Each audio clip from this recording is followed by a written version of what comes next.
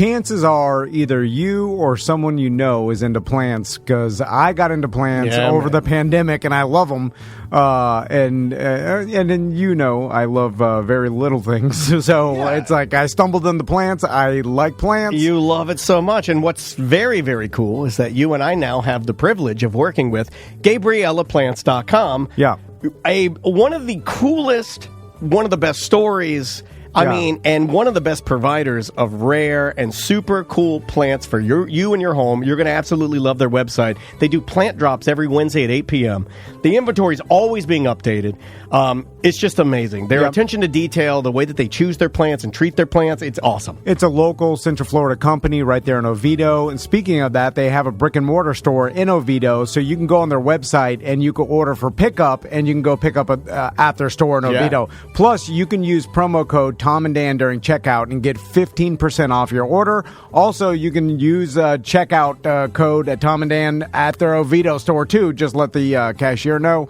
It works. They have their store.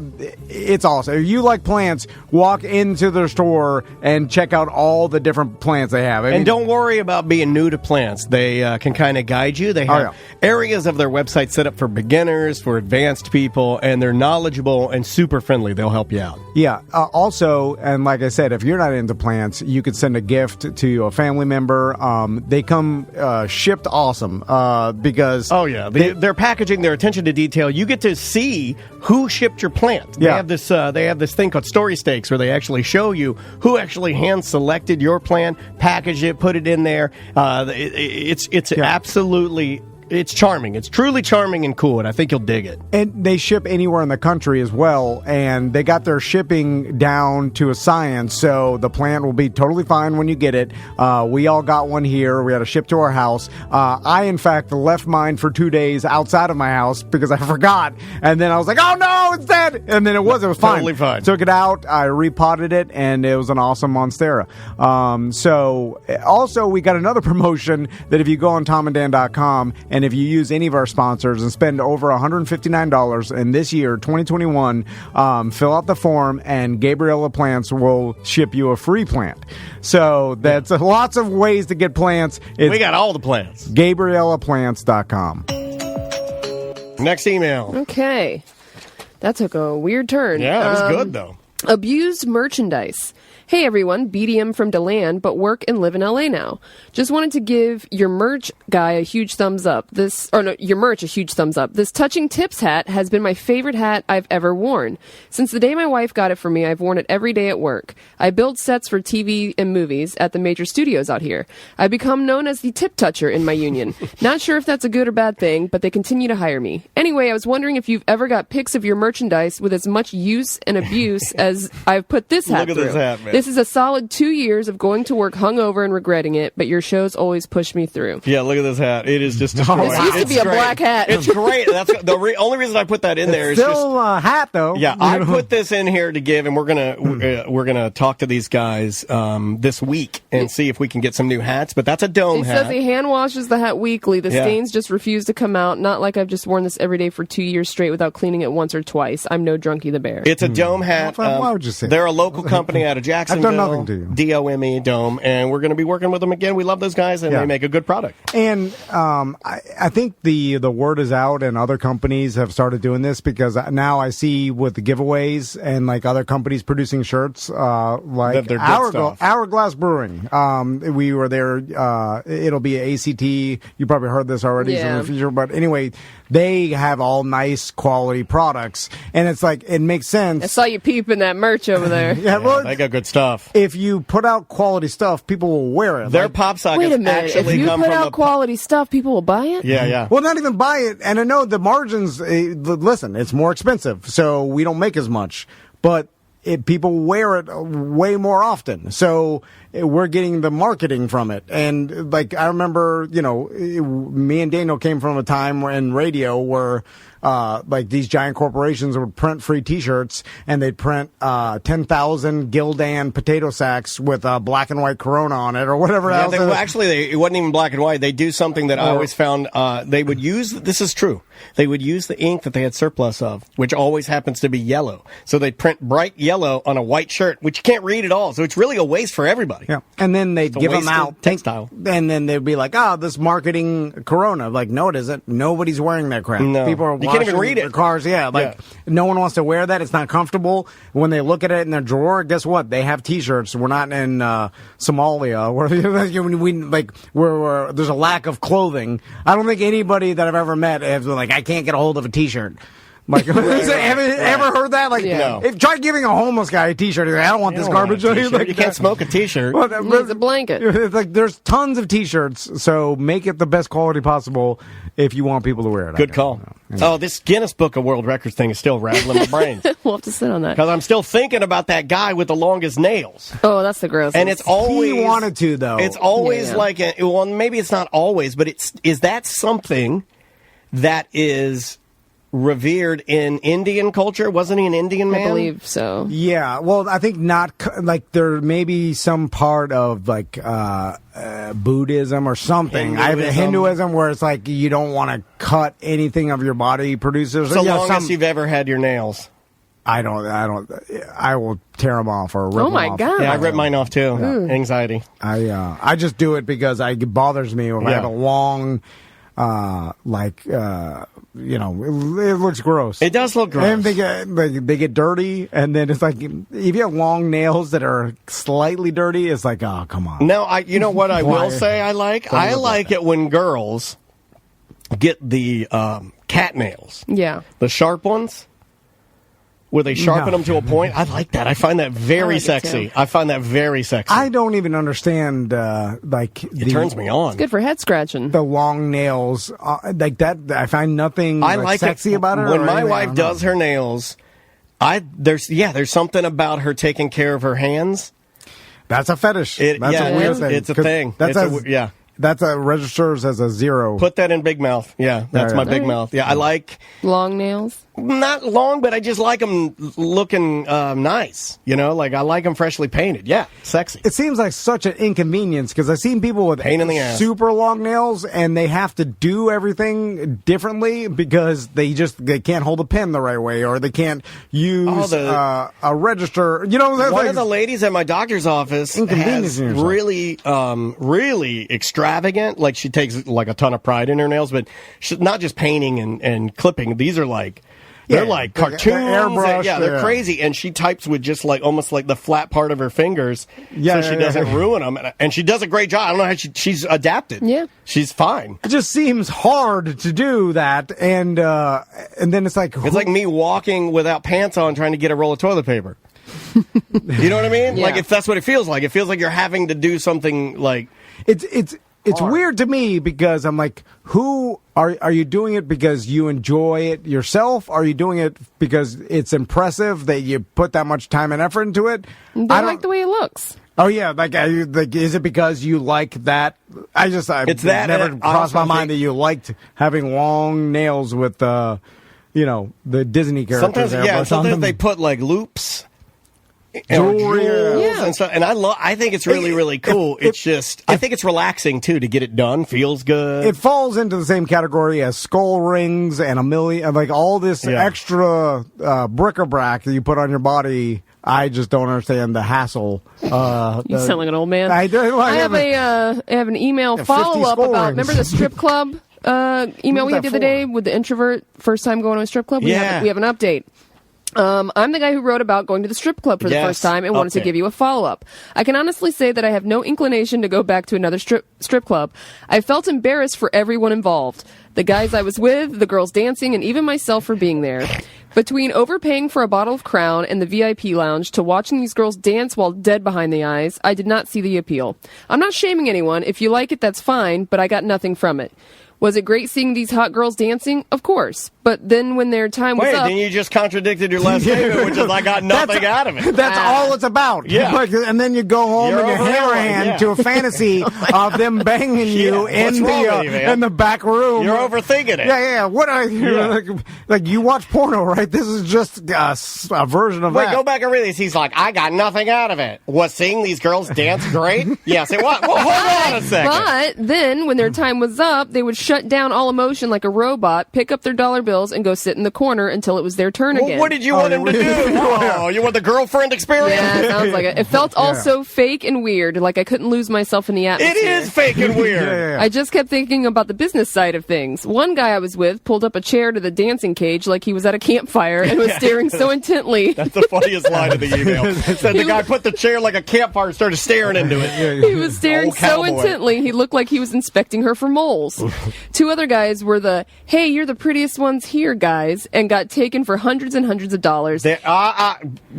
Sir, they were not taken for hundreds of dollars. They gave hundreds. Thank you. Yeah. You don't get. You lean into that when you're like, you're the prettiest one here. She goes, yes, I know. Oh, thank you. You must say that to all the girls. You give her a hundo. Yeah, they know. They lap it's dance, the they grind on it's you. Literally, it's like line dancing. Then you And- go home and hammer hand and you bang your old lady. Okay. Yeah, you close your eyes. And the Bachelor, pretend. who talked all this game, sat there the whole time and left early. Maybe it's the fact that I have daughters, but the whole thing felt off to me. Despite my first email, I went in with an open mind and tried to get the full experience. I still drank and had a good time, but it's definitely not at the top of my list to go to again.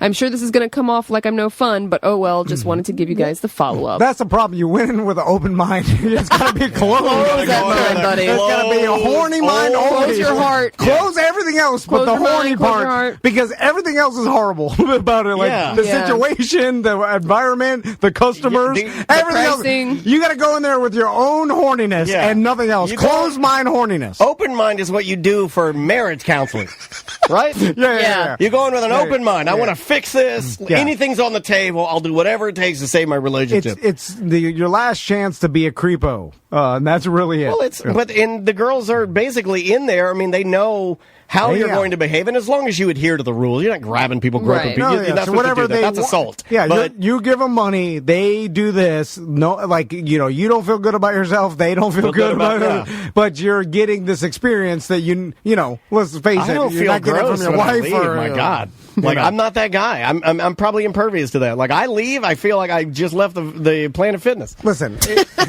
you're. I grabbed a handful of Tootsie Rolls and walked to my car. Yeah, you're a dude. You've been married for a while. You have, you got some kids. And what other chance are you going to have a 22-year-old girl give you a lap dance? I just got grossed out. Yeah, I know. That's why they're doing that. You got 22-year-old grossed girl. out because Tom's laying down the honesty, and you can't Guess what? handle He it. also leaned back in his chair like, he he got a did. 22-year-old Well, he girl knows to about dance this. for Guess me. what? I'm zero chance. You have, besides from strip club, zero. Your chances are zero from that ever happening to you ever. He did Unless lean you're back. Seth, I He guess. did lean back like an old. Seth is ripped rich. So that's why I said unless you're Seth. Yeah. Tom leaned back like an old general Yes, he that is shown like he's charged into battle so many times that he's going into battle currently and still putting his gear on as people are running in, and he's not even shaking at all because he's seen it. He's been to the front lines and done it. Yeah. That's the only chance you have of that ever happening to you. And guess what? You'll pay a couple $100. Yeah. And then you'll get your fill of that, and then you go about your days. Now, some people they get too much. This into guy's it. over. Maybe it's because I have daughters. That didn't belong in the email or in your brain. Yeah, That's yeah, a closed mind scenario. Yeah, you go in there to pay for something disgusting Yes. and not feel good about yourself. Yes. But you have it in your memory. You're like, that was But pretty don't good. don't start thinking about your family or No. your Meemaw or what are you doing? You don't do it. That's what Tom means by closed mind. Oh, When you guys say I'm not fun. This guy's not fun. This guy I went in isn't there and I fun. He thought, said he what probably was having no fun. What if she was my daughter? Who thinks like Who that? thinks like that? What are you talking about? We used to Don't have even people look that at would say them. that all the time. I can't look at porno. I can't do this. My sexuality's dried up because I have children. That didn't happen with me. Don't even look at them like humans. I'm sorry. Oh my you have God. To, you have to Like put it on your objects? mind. You have to look at it. I mean, it's one step I'm sorry. above a You toll treat women booth. like objects, It's a toll booth. Yeah, I mean, It's a business transaction. Here's the thing. I'm sure the girls that work there are not thinking like I'm tired of my customers objectifying me. Like They know what they sign up for. This is, And they're not thinking about their families. they're not going to be open for long, bro. They're going to be closed because this whole thing is crazy that it still happens, but it still does. So get it while it lasts. Get it while the getting's good. Get it while you can. It's going out of business. It absolutely is. We got time for one more, maybe? Or let's plug something. We don't have time. yeah. Save those. All right. TomandDan.com for all things Tom and New Dan. merch. New merch is Oh, out. yeah. New merch. Tons of new merch. We've got hot tub and mini fridge, sleeveless shirts. The hats are up trucker there, hats, yep. girl shirts, the deepest V we could find. Oh, yeah. It's deep. And we've got brand new Tom and Dan shirts on there. My favorite, I really love the quality of that Tom and Dan Vibe shirt. I love that shirt. Oh, and if you order a hot tub and mini fridge shirt, you will get a free promo Frisbee. The cheapest we could buy Oh, yeah. from straight man. factory. I mean, Leave it on your counter for about 24 hours Oh, or it wipe melts. it down. it's so thin. Yeah. It's the thinnest plastic. If you've you ever seen. throw it, it will One disintegrate color, yeah. in the air, in midair. You get one of those for free, and a hot tub and mini fridge bumper sticker. Indeed, guys. Thanks for listening. We appreciate it, and we will see you tomorrow. Welcome to A Corporate Time with Tom and Dan. I'm Tom. I am Dan. Samantha's here. Butler's here. This is really cool. Is this something that you asked Samantha to set up, or how did this even happen? A listener sent us Paul's information, and what's interesting about this interview is that it's going on at the same time as our draft for our Guillotine League. Yes. It is currently going on, which is the longest draft I've ever been a part of. It's a 6 hour. Everybody gets 6 hours. It's a long draft. I held my phone throughout the night. So we started it 2 days ago, and at night, and then it's still going on. I'm on pick number 4. Yeah. I'm literally up right now, but I got 6 hours. I'm good. And I'm going to tell everybody in the league, I'm not picking right now because I'm interviewing the inventor. I think you invented these leagues, right? Well, in fairness, a guy on Twitter told me about this new way to play. It didn't have a name then, and it was just, him and his buddies had dreamed it up. And the concept was you start the season with 18 teams. There's no head-to-head, and instead at the end of every week, the lowest-scoring team gets cut, and all their players go to the waiver wire, and then pandemonium ensues because the waiver wire's got a whole team's draft on it.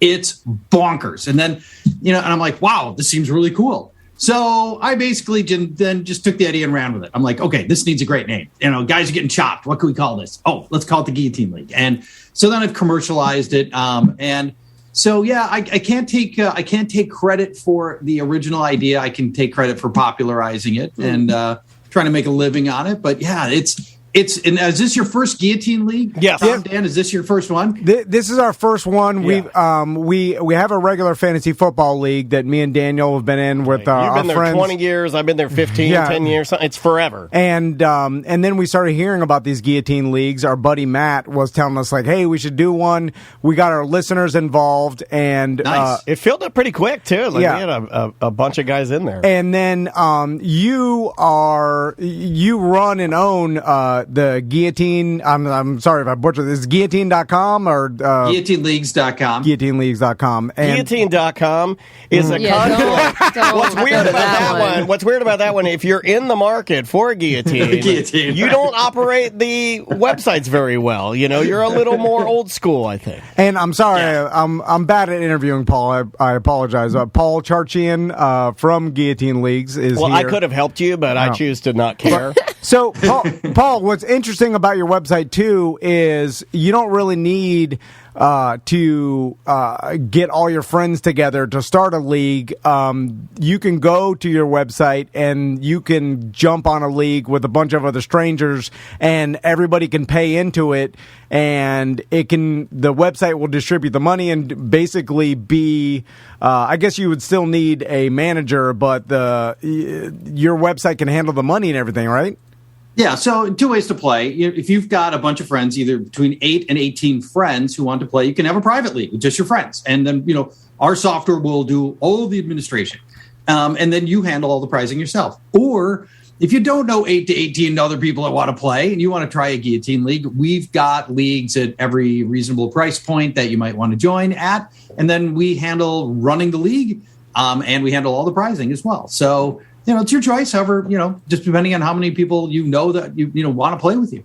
So, Paul, here's where I'm going to ask you advice and how to win our guillotine league, me and Daniel, because what's weird about this is I started researching it last night, and on your website you can have some strategies and tips, and this is a little bit different than regular fantasy. It does give me anxiety because I have so much time between picks. I have ultimate, picker's remorse. Well, you know what I mean? After I pick something, I have a lot of time to think and hate my pick. Well, what is completely different about the Guillotine League is the fact that you don't play a person each week, and it's just you don't want to get the lowest score, and the lowest score gets chopped, and you're out. So then those players go to the waiver wire, like you explained, which it's never in my years of playing fantasy. There's some players you'll never have a chance to get. I mean, unless you trade.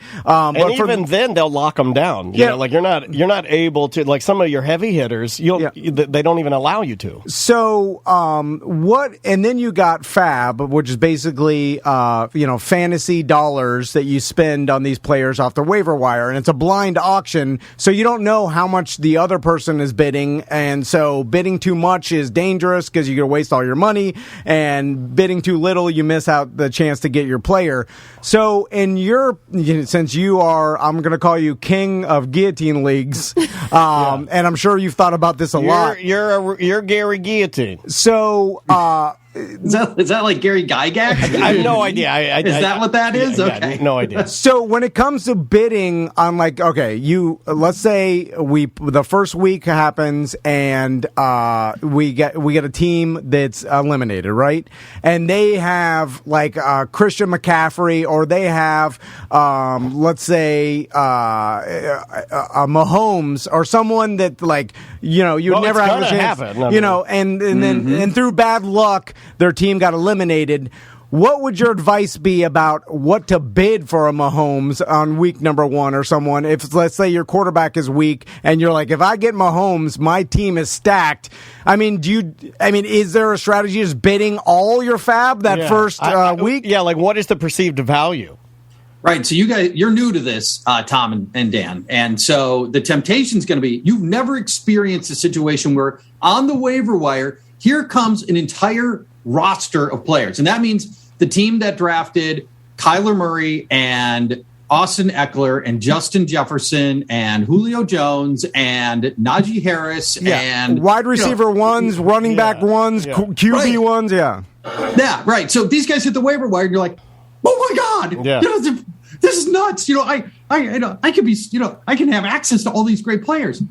But remember, there's 18 teams that are starting this thing. The odds of you getting cut early are very low. Week 1, you got a 6% chance of getting cut. So you don't have to spend all your money early. And as the weeks go by, the teams that are getting cut are better and better and better and better. So you don't want to push all your chips in too early, because you really want to have some money left for November, when the teams that are getting cut have been consolidating players and getting better and better and better. And the teams getting cut in November are insane. And if you're alive, in after Thanksgiving into December, you're going to have a crazy, awesome roster if you've got some of your budget left. So now if you're really in a bind, you have a Cam Akers situation, you drafted, whoever, Derrick Henry, and God forbid he gets an ACL or an Achilles or something and he's done. Well, then you're going to have to put in a bunch of money. But mostly you want to try to conserve some money for later in the season. What I do kind of like it is you have money, so it does give you an option. Because last year, with me, what was it, week 3? Like, I had 4 of my starters were out for the season. Yeah. So I didn't even have the option to make any trades. Yeah. I had nothing to trade. I didn't have any money fab so I had to sit there and just I just played vicariously through your team because my team was pretty garbage. Yeah, at that and point. Dan, that's part of the beauty of the Guillotine League is you can rebound from the catastrophic injuries in a way that you never can in a regular league because you do have constant access to good players. Yeah. And it's one of the great things. It's less random, right? The 4 players you lost, totally random. Like if you'd have drafted Michael Thomas and Christian McCaffrey on your roster, and I had a team with both of those guys, they had been perfectly healthy their entire careers. You were not taking any real known risk by drafting those guys last year. They go belly up. But in a Guillotine League, you've got you can replace those guys. You're going to have to spend money to replace them, Sure. but you have the option. You can remain competitive.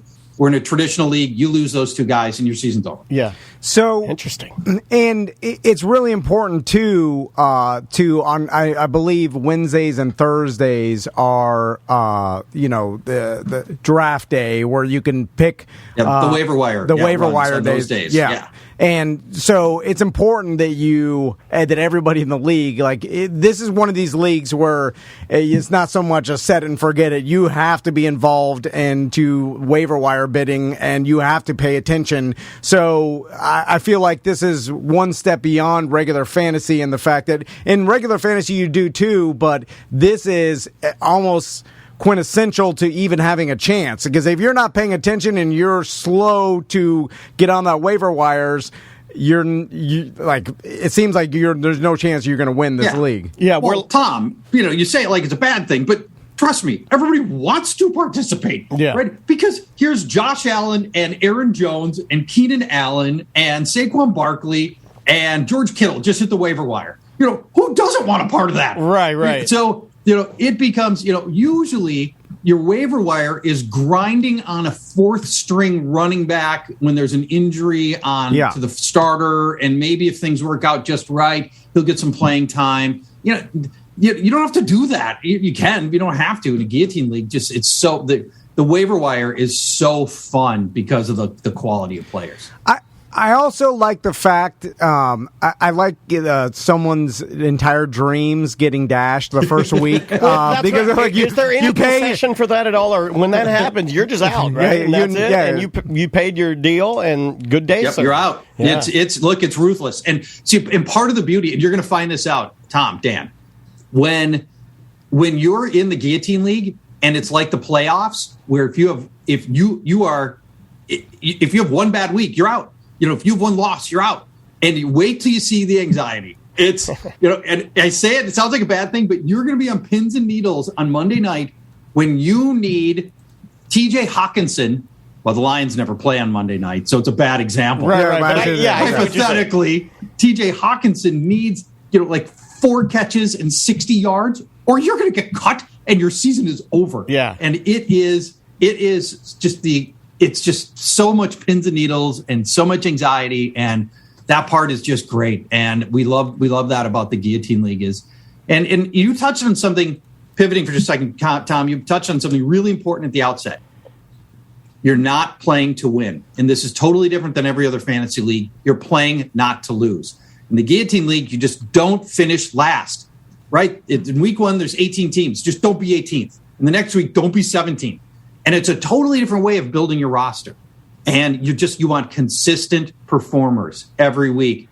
Players that don't do the roller coaster. So you have 3. If you got 3 players that all do the roller coaster at the bottom, they all valley out at the same week, that's how you get cut. So that's what you're looking to avoid. That's what you and I were talking about. So you bring up a good point, because in traditional fantasy, a lot of times you draft rookies to get better at the later parts of the year. You draft some players that have extreme high ceiling games to win you that week and stuff, but could have stinkers too, and you're willing to accept that because you're it's a long season, but this is not a long season. You get a bunch of everybody in fantasy has that bad week, and it's that bad week and you're out. You're not coming back and you're done and that's it. And like in normal fantasy, like, oh, you could win, 4-6 games or whatever, still be in the playoffs. The whole point is just to make the playoffs. This is like, you need to just consistently not be at the bottom, and that's a different strategy. And like, I'll tell you, my first 3 picks, I took Kyler Murray. I took him earlier than I would have in normal fantasy because I believe that team has good players this year, and they're going to be scoring a lot of points. And I think Kyler Murray's going to be consistent and scoring a lot of points. Looking for consistency. And and then I just want a quarterback that And in normal fantasy, I would take a Tannehill because I'm like, well, I can get him way later in the rounds, but he's going to be a guy that could have bad weeks and score. But he'll have a couple big huge swing games and stuff. But in this particular guillotine league, I want the consistency of a Kyler Murray that but I took him high than I would normally. Yeah. So I like how let's talk about that strategy for just a second and relative to Kyler Murray. So where Kyler Murray is pretty valuable is he can run and pass, and there are other rushing quarterbacks who can't pass. And when those guys don't run because the team plays and schemes to stop their running, and then they don't pass, you get killed. But Kyler Murray can do both, and that's why he is a valuable asset in a guillotine league, as opposed to like Jalen Hurts. Jalen Hurts, we know he can run. We have no idea if he can pass. And if he can't pass and he doesn't run, you get 3 points out of your quarterback, and now you're looking to get chopped. Kyler Murray doesn't have that problem because he can do both. And that does give you a little bit of safety. So even if he has a bad passing game, his rushing game may bail him out. Even if he has a bad rushing game, his passing may bail him out.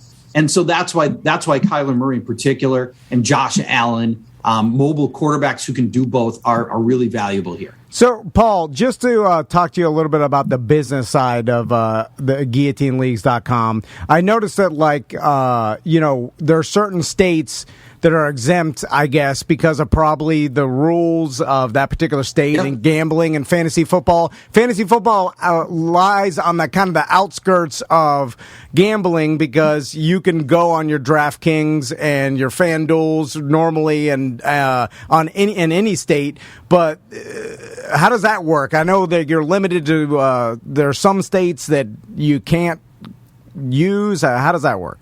Yeah. So unfortunately, about half of the states have got some kind of regulation that makes it difficult to do business in those states and sometimes impossible to do business in those states. And depending on the regulatory hurdles, you may or may not be able to play fantasy in the state that you're in. And the regulatory hurdles in many cases are not trivial.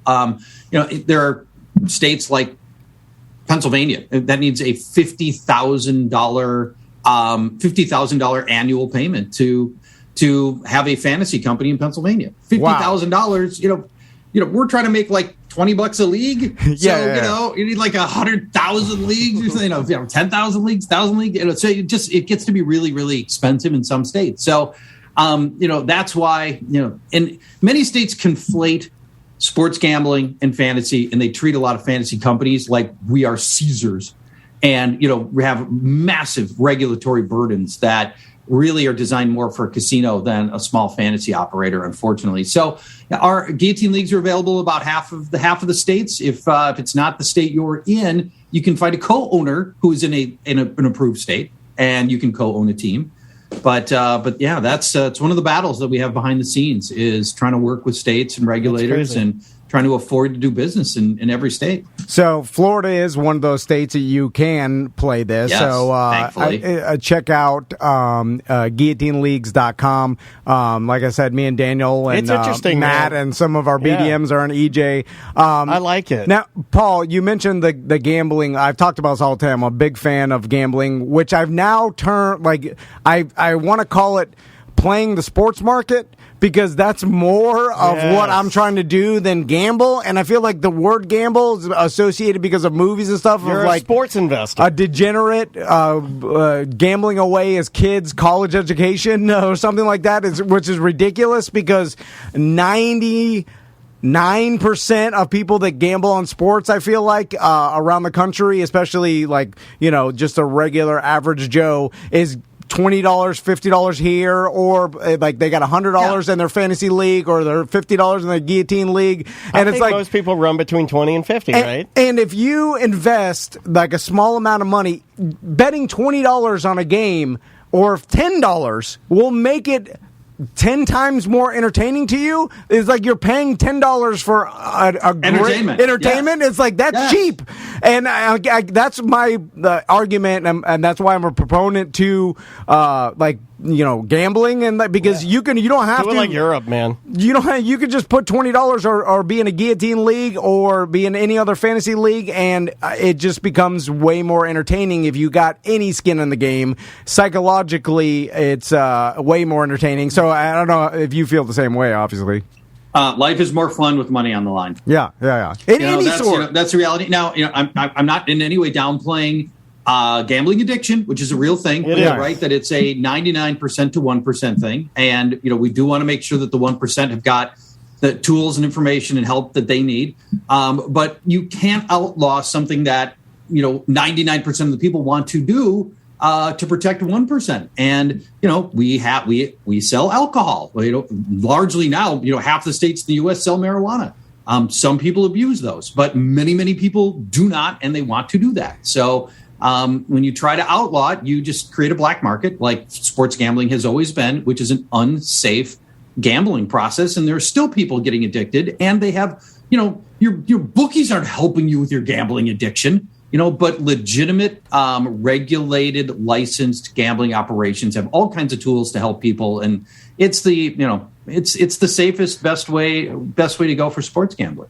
And if you truly like gambling and understand how to do it correctly, then you're not going to be gambling like an addict, because like even if you're addicted to gambling, if you start gambling 2% of what your bankroll is, responsibly, and then gambling the correct way, you can. Let's say you lose a couple $100 a season or whatever, fine. Or if you break even, that's better than a lot of people. Yeah. And so it's like if you can understand how to do it properly and how to do it responsibly, like you said, there are the addicts out there, but there's addicts for everything. I mean, there's people that go to Walmart and buy as much garbage as possible and fill it full their house. And he's talking about my house. No, I'm just like they're hoarders. My house is pretty great. I mean, like they limit.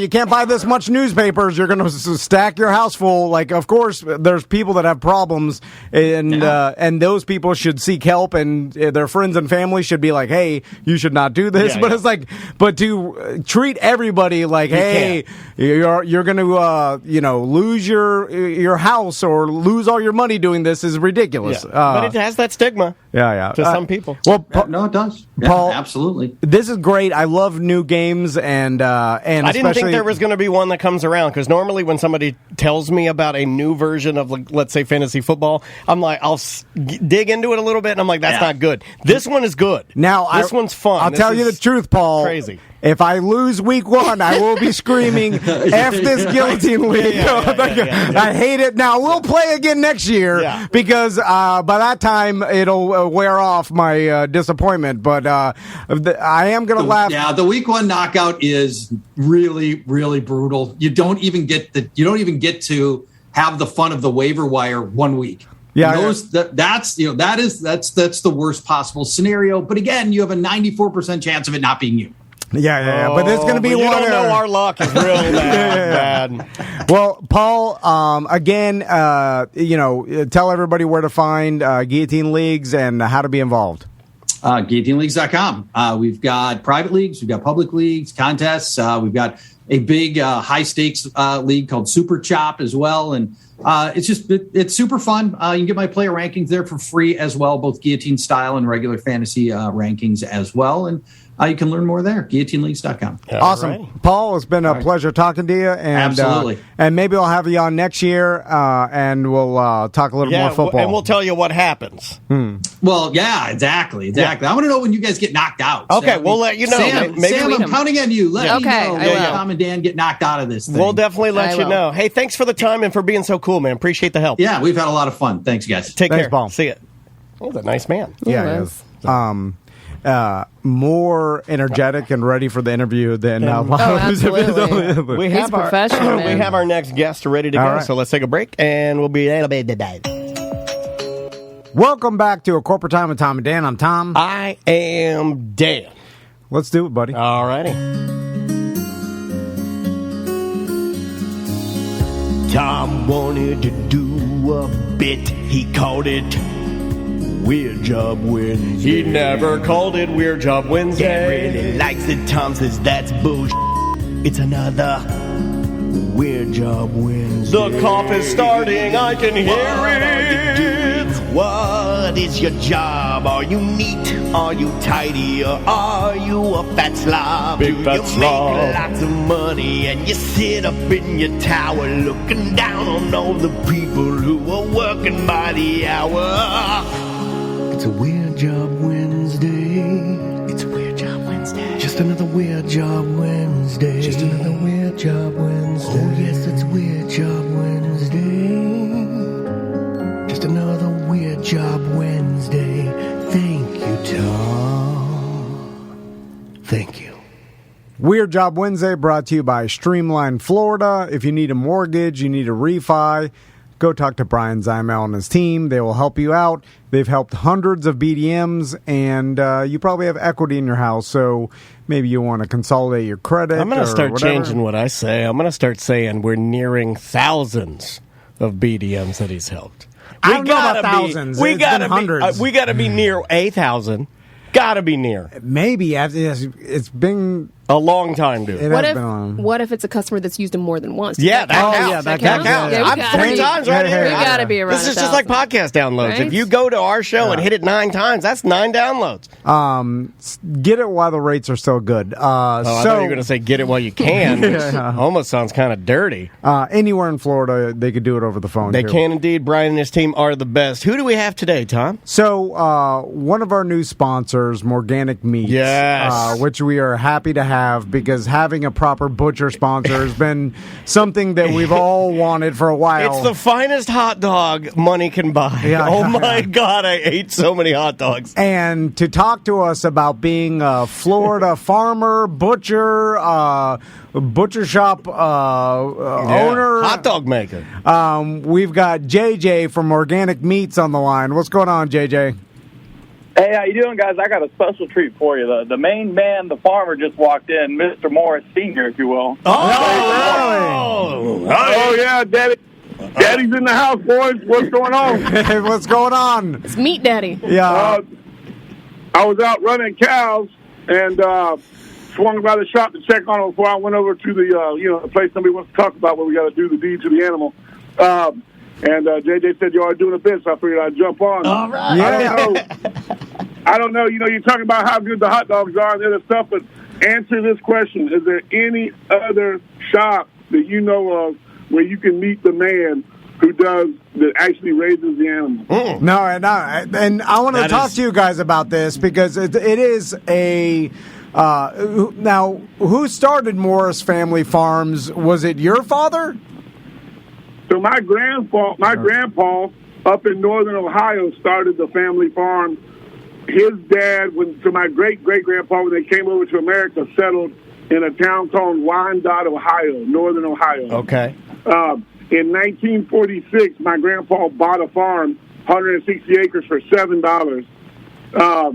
And then for whatever reason, they moved to Florida in the late 60s.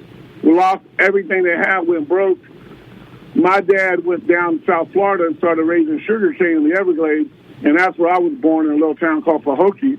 And my dad farmed for a big company, and then when I got out of high school and a little bit of college and met my wife, got married, I started row cropping, farming, and it started as JDM, Jonathan David Morris, JDM Farms. and I lost everything we had in 2006 down to one pickup truck. I mean, I lost everything, the house, the farm, the ranch. We were farming 635 acres down there. I lost everything. And then over the next 10 years, we rebuilt as a family. So we changed the name to Morris Family Farms because it's not about me anymore. It's about the whole family. Oh, my God. What a great story. Now, most people were probably having heart palpitations and hearing you lose everything about 9 to 12 times during that.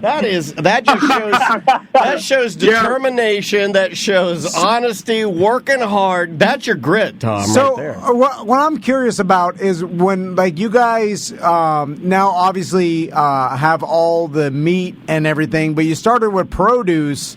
And when you farm produce, like, what can you farm in Florida? Because it's not unlimited, right? Like, there's certain things that will grow well, certain things that won't. Like, let's talk about the produce first. Well, it's all seasonal. And people get mad at seasons, but I didn't make seasons. God made seasons. So, you know, people would come down when we used to do the Lake Eola Farmers Market. We did that for 12 years.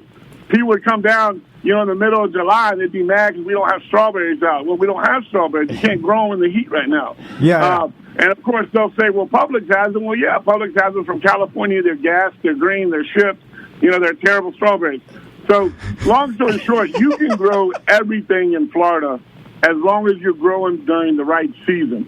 So, Florida, a lot of people don't know this, but Florida produces more sweet corn than any other state in the country. Didn't know that. All right, we produce over 1 million boxes of sweet corn between April and the end of May, going into the 4th of July. That's not very long. To make 1 million boxes, that's no time at all. Well, when you say sweet corn, is just like corn that it has more sugar content to it? Yeah, so sweet corn is what we call people corn. Horse corn is what they grow up north and out west, you know, and that's the corn that everybody's like, oh, yeah, I grew up in Ohio and we had corn. Yeah, great, that's for horses. Our corn's for people, you know. And they do grow a little bit of sweet corn up north, but the majority of the fields and all the GMO crap and everything you hear about is all really for, like, either horse corn or feed corn or corn that goes in everything that's at your grocery store. Everything you flip over, either cornmeal, corn syrup, corn something's in the back of it. Yeah. So that's that corn. The corn we grow is what we call people corn. It's sweet, it's bicolor, it's yellow, it's white, different varieties. You know, we grow it, we pick it by hand, put it in boxes, and send it to packing houses. So before I started in Lake Mary, JJ, and he actually helped me a little when he was little, we used to pull corn, and that was part of my job. I was just a big, you know, white migrant worker, for lack of a better word. We would follow the corn circuit from South Florida all the way up to Indiana and back, pulling sweet corn on mule trains. There'd be me, another mechanic, and, you know, 86 Haitians or 86 Mexican guys, and we would just go to the fields, and we would pull 10,000 boxes a day of sweet corn. 10,000 boxes a day. You and what sounds like a very small army of people would pull 10,000 boxes. That's insanity. Yeah. Also, this is your grit, Tom. This is like grit plus. Just hearing you talk makes me tired. Because it's all hard ass work. You know, not to mention that all throughout you pulling the sweet corn, you're doing this, you're doing that, you're losing everything multiple times. I'm not joking. I dread walking to Publix at lunch. I read across the street. I read an email. I'm like, it's hot as hell outside. I read an email this morning about something that I ordered having a delay, and I cried. So, well, here's the thing. In farming, in hand farming, people get paid by the piece, not the hour. So, if you're not producing, you're not making any money. Right. And when you got a wife and a bunch of kids at home, and you leave the house at 4:00 in the morning, and you come back in the evening, you ain't made no money. Mama's not happy. Mm-hmm. So she doesn't want you to go out and pick 1,000 boxes of corn or 2,000 boxes of corn. You got to go out and produce because you get paid. You know, for instance, the pickers that work. So there's 22 pickers on the ground. Those are people who walk the road picking corn as fast as they can pick it off the stalk. They make 22 cents a box. And then you have like your machine driver, he'll make $1.20 a box. You have a loader guy that makes $1 something a box. So if these guys aren't pumping out north of 6,000-7,000 boxes a day, they're not making any money. Yeah, now don't get me wrong. You can make a lot of money as a field picker if you got drive and you want to go do it and you don't mind working hard every day. There's a lot of people that do it still today. They get up every morning with their families, they go out and they pick vegetables, and they make a very good living. Right. The media will tell you how bad it all is, and it's all dehumiliating and dehumanizing and blah, blah, blah. But, man, it's great. There's nothing more liberating than to get your butt out at 4 o'clock in the morning, and by 6:30, did y'all ever play sports, Oh, yeah, you start like at 2-a-days, and you got the diarrhea because it's so hot and you don't work so hard and there ain't nothing left in your body? Yeah, you get the diarrhea. Everybody knows that with 2-a-days. Yeah, I do know what you mean. Like there isn't. Tom was just talking about how he's doing this project in his backyard with his plants, and you're speaking on exactly what Tom talks about you can look at it at the end of the day and it's real work, satisfying, and it's satisfying and it's tangible, and you look at you look at 10,000 boxes of corn, and you say, I did that. There's no better beer than the beer at the end of a hard-working day. True. You know what I'm saying? Like, no matter what, I mean, it's like, or whatever it is, it's like relaxing at the end of a hard work day is better than relaxing all day long, for sure. Anyway, it's so. No, listen, I don't do a lot of drinking anymore, but you pull 10,000 boxes of corn. The mechanic's name was Bobo Brooks. And Bobo Brooks, because we're men, we used to drink straight Budweiser. An ice chest full of Budweiser. When you get to the end of that row and you park the mule train and you start blowing it off, and cleaning it from the end of the day, they crack open a couple ice cold Budweisers. That'll get you ready for supper, get you home, put you to bed. So this is some old Florida, real man. Yeah. Okay, so I wanted to ask you this. How did you transition to meat? Yeah, and I wanted to ask you the difference, between small family farms and what we are probably most people are used to, which is like conglomerate, giant corporate farming, and that what's the difference in how the produce and meat? So first, let me answer because I heard the question. Transition to meat. That'll be a real quick one. So we were up here. Working and selling. My children stayed home with my mom and dad. My wife and I came up here, and we started selling sweet corn on the side of the road. We'd be down at Dean and Lake Underhill, and we'd be at different places, and then we accidentally found Lake Eola Farmers Market. We got into the farmers market, and we were just meeting people, talking to people, and we were telling them about, our life, and they were kind of, if you would, jealous. They were like, well, how can we get a chicken, that was raised on a farm, and how can we get this and that?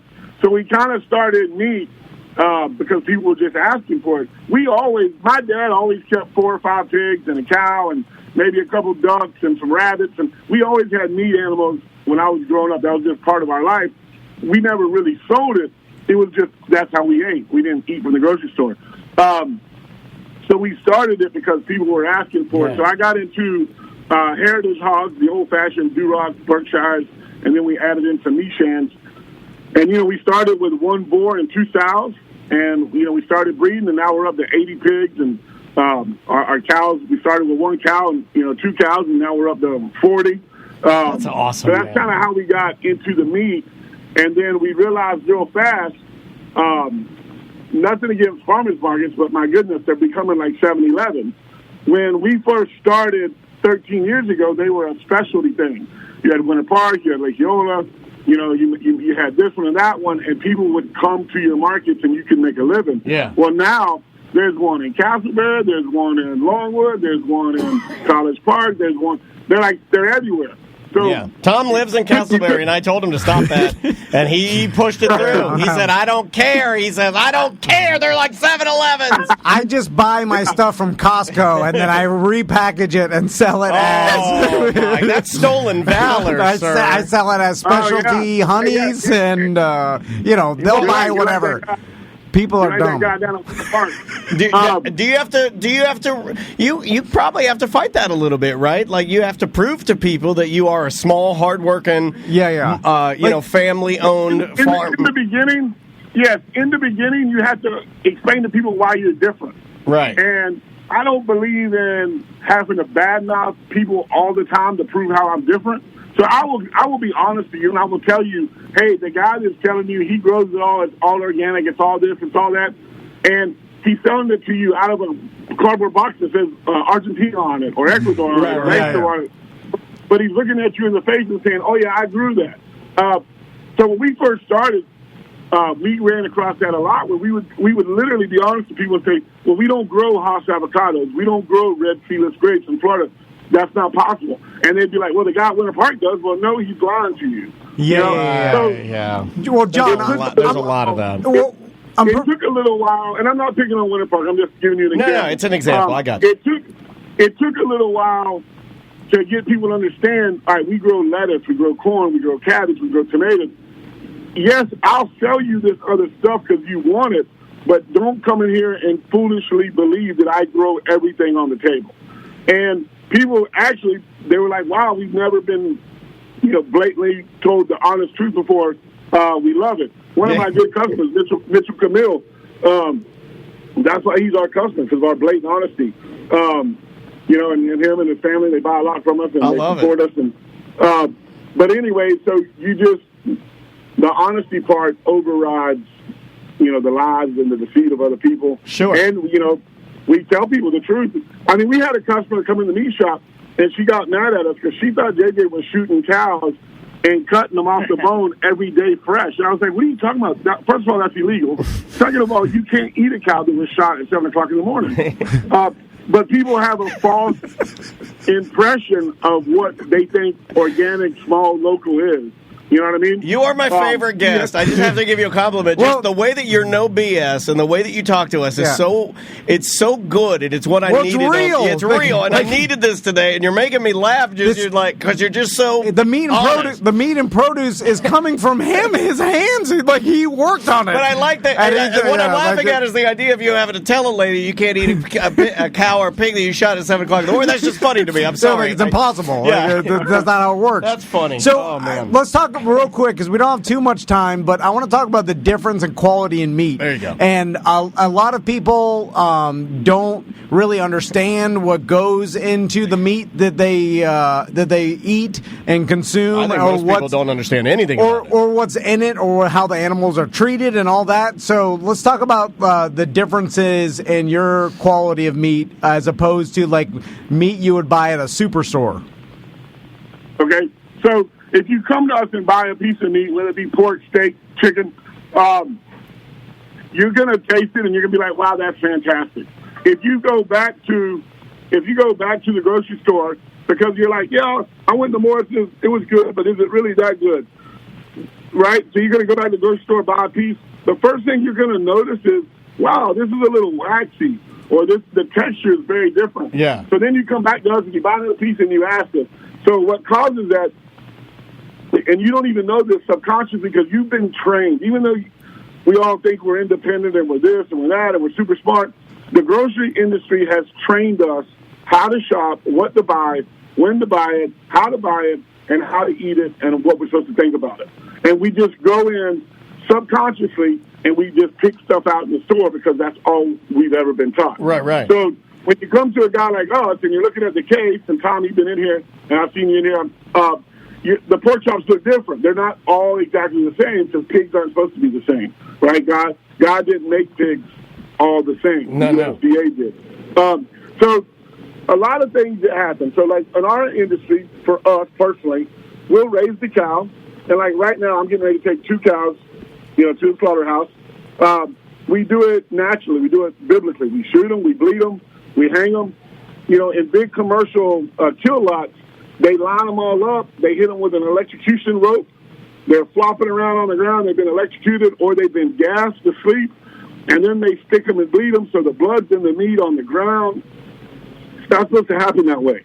You're supposed to bleed an animal naturally so all that blood comes out and it doesn't stay in the meat. All right? So now you have that problem that they've created because they're trying to kill 7,000 cows a day to feed the world. So to offset that, they use sodium sodium. What is that? Oh my goodness, my brain just died. You're working your ass off. Yeah, you're good. I mean, like, Listen, I can barely talk, and all I do is talk. So, I will add, talk. nitrous oxide. Yeah. Yeah, they use nitrous oxide, the same thing you put in race cars. And then they also put some different gases in there to, one, fake age the meat. So we hang our cows for a minimum of 14 days, sometimes 21, and that gives the meat a natural time for the not necessarily bacteria, but for the meat to break down. Sure. All right. Well, out west in the big lots, they kill them. They cut them into these primals that you see here in the grocery stores, and they're bright red, and they're pink, and they're pretty, and that's all gas induced. None of that is natural. So at our place, at Organic Meats, you're never going to get meat that we've gassed like that on our beef, the chicken, And I may be talking real fast. If you want to talk about this again, I can slow down and we can do a more in-depth process about the meat. But on the chicken, we pride ourselves. We call it 3 days dead. We bring our chicken in fresh on Tuesday and fresh on Friday, and you're never going to buy chicken from us that's more than 3 to 5 days since it's been killed. Wow. There are no label laws, right? Our wonderful House and Senate, Congress, while we're fighting over the president and race and everything else, they've abolished label laws, and they've abolished origin of country label laws also. So two things that means. One, they no longer have to tell you where the animal's from when you walk in the grocery store. It can be Mexico, China, Canada, Argentina, Australia, can be anywhere. They no longer have to tell you is it American cow or offshore cow or pig or chicken. The other thing they did is to help the big stores, they did away with label laws. So let's say you walk into Publix, Dan, your wife says, hey, go in there and get me some chicken breast. You walk into Publix, and you see that the chicken breast says 7-11 on it for today's date, and you're like, wow, I don't want chicken. It's going bad. I'll wait to come back tomorrow. So you go back tomorrow, and the chicken says 723 on the pack. And you're like, oh, great, fresh chicken. And you grab a pack. Yeah. Well, what you don't know is last night when the store closed, they took all the chicken that said 7-11, took it out of the pack, ran it through a chlorine rinse, iced it, washed it, repackaged it, and it's the same chicken you could have bought the day before that you thought was expiring, but now they've added 7 more days to it. Yeah, I mean, so we don't. It makes sense. So there's all kind of stuff that goes on like that. 90% of the pork in America is owned by the People's Republic of China. So when you get into pork, it's actually an American thing. Yeah, so Smithfield Farms is the largest producer of pork in the world. Yeah. And China bought them 2 years ago. Oh, wow. And a lot of things they do, like you'll see pork raised in the USA, right, or pork, United States pork. Well, they'll birth pigs in Pennsylvania, put them on barges, send them to China where there's no regulation, grow them to 200 pounds in like 30 days, send them back, process them in Pennsylvania, and it's USA pork. And you're like, oh, yeah, I support USA pig farming. Our listeners fatten themselves to 200 pounds in 30 days. I've seen them. I've seen them. Well, John, our pigs. JJ actually has a fun picture of him drinking a cup of coffee sitting in the pig field. Our pigs are raised 3 miles from our shop. Well, maybe 4 miles. As you can drive out to our pig farm, and our pigs are in mud, they're in dirt, they're in shade, they're in woods. Yeah, they're doing pig They're things. living the life. They're living the life they're supposed to live. They're not stressed out. There's not 5,000 of them in a pen. Right. So we use no antibiotics. We use no steroids. We use no growth hormones. We use no GMOs in the feed. I spend extra money, and I drive to the feed mill. I'm going there tomorrow to get 4 ton, which is 8,000 pounds of GMO-free. Let me repeat that: GMO-free ground feed. So yes, you have to feed your animals in Florida. This whole delusion of 100% grass, that's not a reality. John, could you feed a human to a pig like in Snatch, the movie? Oh, yeah. Would a pig eat a whole human? We should bone it all. I don't know. Y'all old enough to remember Silence of the Lambs? I mean, I know I am. Yeah. Yeah, I think it was the second movie they made where they fed the guy to the pigs or something. Cannibal. Yeah, so the pig will eat everything, and the way God made pigs, they can digest anything and everything. They'll eat your bones, they'll eat your carcass. Teeth. We should do a contest where we have your pigs eat one of our listeners, one of our big ones. Yeah. I mean, we'll let him go of natural causes. Let's have it. The pigs eat Norm. No. Norm versus the pigs. Well, John, I'm gonna need. Let's do that competition, but I'm gonna need $2 million in cash up front. So Don't me talk and about the this family on can the leave the country. I can do it. well, John, Talk to him again. John, you're the best. Man. we got to take a break. We'll talk to you again. But I the chat appreciate room loves you. They want you to have your own segment. Meat Tales. We'll get you on the show again for sure. But again, I want to let everybody know Organic Meats in Lake Mary. All praise the Meat Daddy. He's at the farmers market, Lake Mary's farmers market. Yeah, we'll do it. All praise the Meat Daddy. Every week. Go see the family and get yourself some good vittles. John. Yeah, JJ's up here kicking butt, man. JJ's making. We started, just so you know, real quick before you go to break. We started with my grandpa's recipe from 1901. I gave that recipe to JJ, and then I've let him expand. And he's making 15 different types of sausage, like 7 different types of burgers. It's awesome. JJ's kicking butt. He's creating stuff up here all the time. Well, he's doing a great job, and so are you, man. And we couldn't be more proud to get to work with you. Yeah, we appreciate it. We'll talk to you soon. I'm going to swing by there this weekend to grab some burgers and steaks. And we'll talk to you later, okay, John? All right, guys. Thank you. All right, man. Be good. I feel bad wasting his time. No, I know. Originally, we were going to talk to John's son, JJ. We'll have to do a chatting with the masters with him, but we got to get the hell out of here. We're way over here. Oh, my God. Bye-bye. Welcome back to A Corporate Time with Tom and Dan. I'm Dan. I'm Tom. Or are we starting? We're starting. God, hey. We're starting the show, everybody. Hey. Welcome to the show. Karaoke Thursday. How are you? So, yesterday, Daniel got a pretty big chest piece tattoo done. Not done, but started. And so it was to cover up your other tattoo, Yeah, right? I've always had a tattoo on my chest for, like 15 years. Yeah, it's been a while. About that? Probably more than that. Yeah, I've always had a little chest tattoo. It was a smaller chest tattoo that said "Paid to Hate." Yeah. And it's about kind of I'm not going to go into that part, but having the word hate on you these days, not necessarily a fun thing to explain at pool parties. Yeah. Even if it is under the, because it means whatever it means to the person who gets it done, but it never meant something like outwardly, let's say, aggressive or... I think people want to immediately go to, like, racist or immediately go to, oh, well, you are maybe a metal, like a satanic evil person or something. But it's a triggering word. Like, I don't use it in my house, and I don't want Maisie to use it. You see what I'm saying? So why would I have it? Yeah, but you meant as you're hating on things like joking. Well, actually, making fun of things. Actually, it was meant more like paid to hate, like in the fact that we're all sort of paid to hate. Like money is this sort of thing that drives wedges between almost every relationship. I've seen it ruin parts of my family. That was where it sort of came from. But yeah, people are going to take it or interpret it however you want. But I just kind of wanted to get it covered up or get it changed, get it updated. And Derek from the East, Derek Jennings, and we've known those guys for forever. Earl and all the guys over there, and Steve, and they're just wonderful dudes. And I went to get it done, and I've had plenty of tattoos. My entire left arm is covered from fingers to shoulder.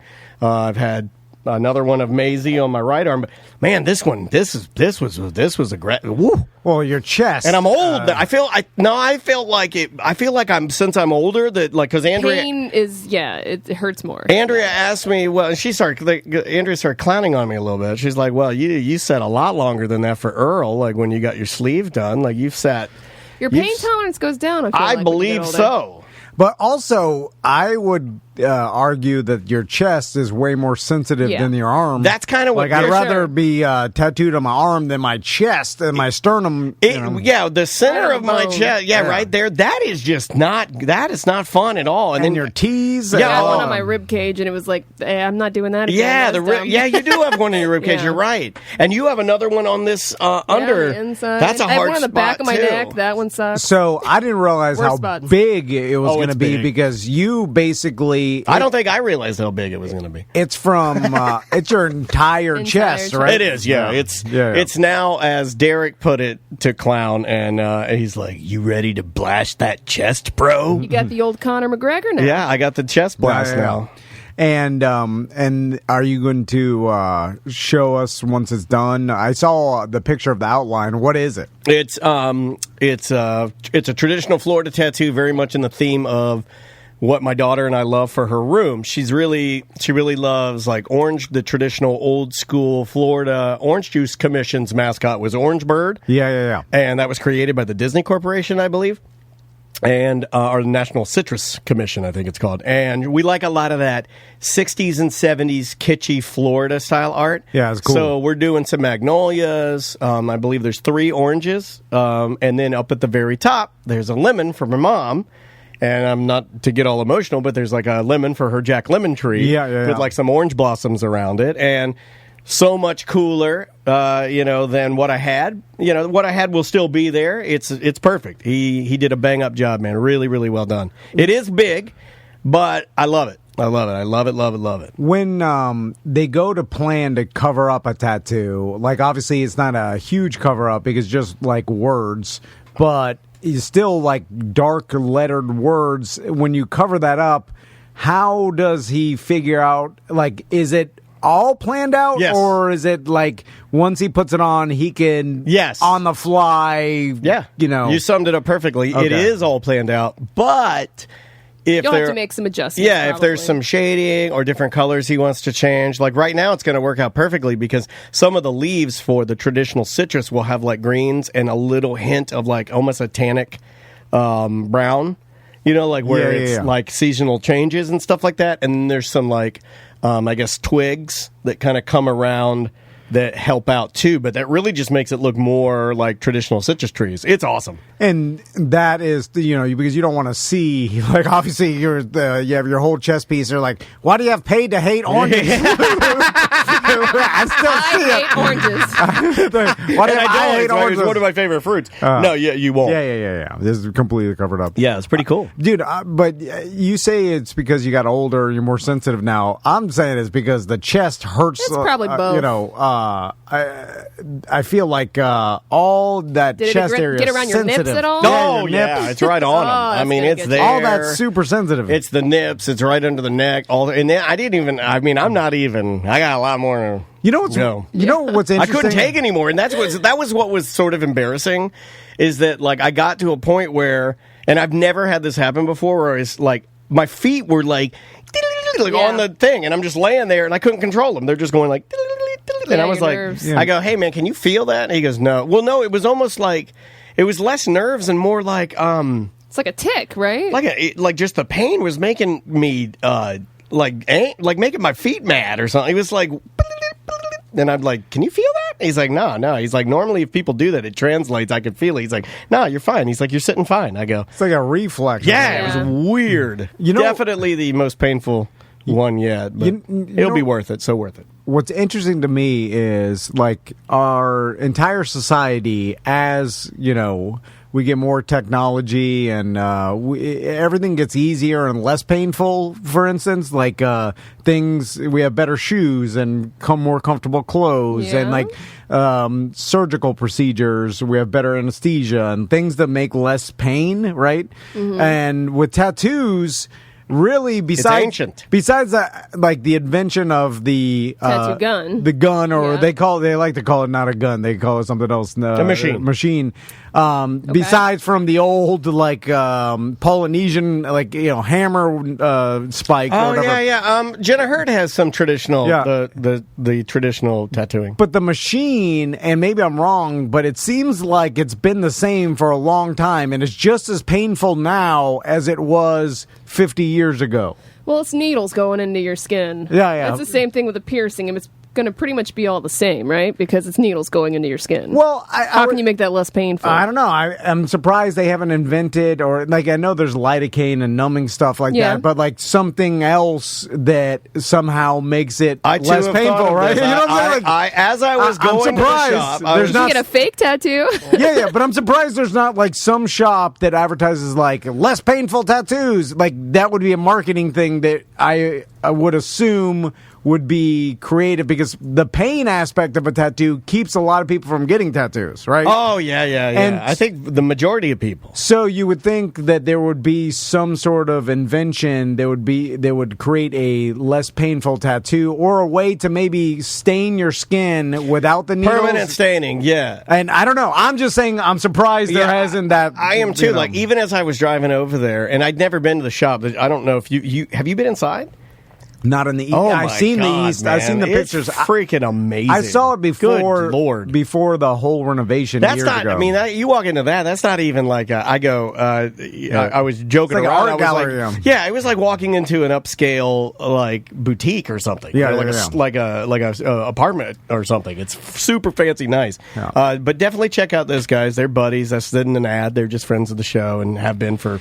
God, I've known those guys for 25 years now. 20 years now. Now we'll say the pain aspect is part of it, that it kind of not only bonds other people with tattoos that have tattoos because you went through the same experience, you know what I'm saying? And it was painful, and there's a little bit of your grit thing in there, or you're putting yourself and doing things that are difficult, because the payoff is going to be great. I'm really jazzed on how it's going to look. But the process of getting that look is not easy. You know what I mean? Yeah. No. And there's something more worthwhile to that. I can't just go to Best Buy, pick the tattoo off the rack. I don't know why I said Best Buy. If it was just some stick-on thing that somehow the ink absorbed into your skin permanently forever, then it's less... I guess there's an exchange of energy, too. Yeah. There's talking. Another thing I figured out yesterday. I'm going to equate this to when people buy glasses for fashion. Yes. When people like me who are blind, you don't deserve to wear those glasses. Oh, yeah. You know what I'm talking about? The clear lenses for glasses just for because they look cool? Okay, I've always not liked that. Right? Yeah, I'm with you. Butler does that. Because I don't want to... Who does that? Butler. Butler does that? Butler doesn't need glasses. His wife makes him wear blue blocker glasses. But that's not for fashion. He looks like Michael J. Fox's dad in Back to the Future when he puts them on. Yeah. He looks like a nerd, right? I did tell him you could just make the setting on your phone or computer not. No, the blue she light. says it's better. This is better. Is he here? Yeah, I think he's on vacation. He's like, yes. I'm here and I hear all of it. It just I guess there's because your skin constantly sheds that you can't just on the top. Yeah, you got to get under dye. there. Yeah, you'd have to inject it under the skin. You can't. But I will say that another thing I discovered yesterday was it was funny thinking about how much tattoo artists have to. Well, they don't have to. But if you got somebody in there that wants to talk. And we did a mixture of both, because at one point it hurt. It was hurting so bad that I was just I'm going to keep my mouth shut. Well, it's like your barber. I'm going to sit here and breathe. Grit your teeth. I'm going to sit here and breathe. But yeah, so there, you. I wonder how many people would be really good, tattoo artists, but hate people so much that they'll never be able to do it. Yeah, but that's a lot of people. They Probably just become a lot. Artists. Yeah, because a lot of artists are kind of the introverts. They pull away, right? Yeah. Well, there's an element of because you're expected to talk to the client, right, while you're tattooing them. Which again, I feel like we need to normalize not doing that. If you're at the salon, if you're getting a tattoo, you don't need to talk to them the whole time. I think they know that, because we had moments where we would talk, and then there were complete silent moments that I didn't want to talk. You know what's odd too, and maybe this has changed. It's been a while since I got my last tattoo. Oh, the chat room is mad because you have one dangly hair between your eyes. Oh, okay. If Sorry. you could fix that, That's please. your little Thank antenna. You could watch Screw Tom's you, chat room. dangling hair. Oh, man. You could sit in the chat room and have Tom tell you to screw off. Twitch.tv/Tom and Dan Live for all of your arguments. You're out to get me. I'm surprised that there isn't more TVs hanging on the wall to watch TV while you get tattooed. Yeah, I agree. Sometimes they don't Like, want you. You need to be in a certain position. Yeah. Maybe. I'm just thinking, like, the standard, like, let's say most people... My dentist has that Yeah, on the yeah, ceiling Yeah, and on the wall. It's like most people will get one on their shoulder My dentist or arm, always right? kisses me. That's weird. So I would say the majority of tattoos are done with the person Just to make Butler sitting up, Yeah. and it's just surprising they haven't adopted. I'm sorry, TV. but I will forever think it's funny, that joke about like I wake up in the dentist chair, my pants are undone. I'm always gonna laugh about that. I'll be like, what happened? I'll say, what is he doing? Like, like there's nothing really you can do. Yeah. Joke's Just on look him, at it, right? take a picture. I don't know. Joke's on I got him. worried about that when I had my wisdom teeth taken out. For girls, it's different. For girls, it's Yeah. a little bit different. But for boys, I feel like if you're in the dentist chair and you wake up and your pants are undone, there's only a couple scenarios, right? You could have gone to the bathroom and forgot to button them. That's the most tame. The hygienist could have had her way with you. That's fantastic Well, she if you're can't really. if you're heterosexual. And then if the dentist, if he had his way with you, well, it's unfortunate, but I was passed out. Not bad. But you can't really have your way with you. You know what I'm saying? Like, nothing's going to happen while you're passed out. Anyway, Well, I don't They know. can take pictures. Hey, if I'm passed out, can I still be aroused? I don't think so. Look that up. Because you need your brain to send, the I message. think mine- I mean, you can when you're asleep. I believe mine's subconscious. Because when I fall asleep, then why else would I wake up with a pee bone? right? I don't know. That's different. know why I said P-Bone. I'm just assuming. There is something called a death erection. Yeah. That's a little great different. band name. My God, that's a good band name. That might be the best band name. Let's do some voicemail email. All right. I got some brand new ACT emails that I pulled this morning. If you'd like to leave us one, get our app. That's the easiest way to leave us a voicemail message. Or you can call this number, 1-844-TOMNDAN. And just follow the prompts. You can leave a voicemail message like this. Angry end of the show, gentlemen. Hey guys, this is BDM Josh in Avalon. Just listening to the most recent Friday Free Show, and Tom makes yet another comment about how the BDMs or the listeners don't listen to the end of the show. I think they were doing Dump 'Em Out about something. It makes me feel like I'm the only person that listens to these shows in their entirety. Now, I don't listen to all of like ACT and stuff, but I listen to the Friday Free shows and the BDM shows and the OG recap sections in their entirety. But Tom, listen, man, I listen to the end, bro. I love you, bro. I listen to the end.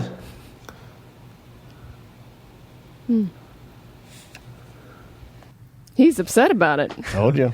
It made you feel special, though, right? Like, maybe I'm the one of the only ones, and Or maybe he thinks look what I did for you. You are dismissing him and that he's a nothing because nobody listens to the end. I like As you that. claim. I like that you're assuming the role of the Madden brothers from Good Charlotte's father. In that you're mean to people, and then when they exceed expectations or get past look what I the did for trauma you. that you've given them, Yeah, you're yeah. like, well, yes, I created you. I look made at you. that. If I Through didn't- trauma, I have created you. If I didn't go to get a pack of cigarettes and never come back, you would have never been rock stars. Yeah. You've just been boring, old, whatever. You think Paris Hilton would even bat an eyelash at you had I not been deadbeat? Nicole Richie. Yeah. I mean, No, I think he dated. Did they? Yeah. At one time, I think they both had it all. there could be a great probability that he's correct, though. Like, you know what I'm saying? Like, Yeah. Your horrible, terrible, but selfish he is right, actions yes. may have. Push these kids to, give them the anger inside, the trauma to do these great you things. could I also don't know. make You love to give the abusers the accolades. I don't know. I'm not giving them accolades. I'm just saying they're POSs that deserve all the bad things in life, but there's probably a good amount of truth. Wait, couldn't you also make an argument that their lives could have been better, just normal? Could have been better if their dad stuck around. Yeah. If Could have had an easier go at it. Could have been normal. Could have got I mean, famous sooner. They wouldn't have. Well, no, they would have never been famous. I don't think so. I think when things are too cushy, you don't feel the need to escape. And if their dad, you know what and I mom learned had- this morning? What's that? Kid Rock was born into wealth. And that whole trailer park redneck didn't thing know is that. all a lie. Really? Yeah, his dad was a millionaire. Yeah. His dad was a millionaire. Look did it he up. grow up as a millionaire? Yes, look it up. Lived in a mansion with a gazebo. That old lion rat nose. How did that happen? So that's what I'm saying. You can live cushy and still. How did he keep that get buried famous. for so long? I don't It know. was The persona looked like a rat face. It was pre-internet. Like if he would have got famous Early 10 years 90s. later, Oh, like man. early 90s, we were just like, I'm not gonna look. Like, what are you gonna look at? And now he's like You a know? country singer pretending like he had hard times. No, dude. Went platinum 15 times. Rich the whole time. Maybe it's just it's his it's all character. So he just found that character that resonated with angry white kids, Angry, tall rat people with fedoras. The fedora rat people. If Anna and Elsa's parents hadn't, It's Anna. Oh, whatever. Not Anna. They hadn't have died Anna in and Elsa. that storm. Maybe they wouldn't have been. No, they're Tarzan's dad. Everybody knows that. No. Yeah. Yeah. Yeah, Anna and Elsa's mom and dad didn't die in the storm. They actually wrecked onto an island, had another son named Tarzan. Then they were killed by some crazy leopards or something, right? Something. And then, so Tarzan Is Anna and Elsa's brother, but Yeah. they don't know that, and he Right. doesn't know that. Oh, okay. Are they in the same universe? Yes. And it's, Yeah. the same, well, obviously. Same timeline, yeah. Tarzan is, I mean, what? Well, he's in the big 20 city. years younger. He's in the big city now, yeah. So. learning to eat with a fork. Does Elsa age with her ice powers? Yeah, she does. Okay. So she Ages rapidly. there wouldn't be. I figured She's it'd be already an old slower. lady. They just don't tell you that. Oh. Anna, the swoop in the front, can never be reversed. Is Pinocchio forever a boy now? I don't think Great question. I don't think he ever was a boy, right? Well, he's a wooden puppet first. I thought they just kind of put like Sculpey clay on him and smoothed him over and painted him up good. like. Is he? Or did the Jiminy Cricket? Wait, no. Jiminy Cricket Is a magical cricket. is a magical cricket that talked to the wizard. Could people see Dumbo talk? Or like, is there any? No. So it's all them talking to each other, and then the people see it as just them making noise. It's Yes, supposed to be correct. happening at all times. It's Okay, the Dr. yeah. Dolittle effect. Yeah, because sometimes the animals talk, and then they could be heard by humans, but sometimes it's we're hearing them Yeah. communicate, and they're just translating. I to hate that English. they blur that line too much. It's like just like in Toy Story. Like sometimes the toys can be heard, and then sometimes the toys. Well, no, in Toy Story they do it right. In Yeah. Toy Story they can always be heard. That's why when they say hide. Andy's coming, that's gotta why they all drop fall down, down. yeah. But that one time where they scared the bully by talking to him and attacking him, so he wouldn't. So he'd Well, stop bullies are hurting him. notoriously dumb, so you're really gonna whack him out, right? Well, He'll freak out. he will, but I feel like he'd freak out less. And than a nobody smart would person. believe him if he told people that all Right, these... because he's toys lied were so many times Exactly. before. He's The a precedent's POS. been set. Yeah.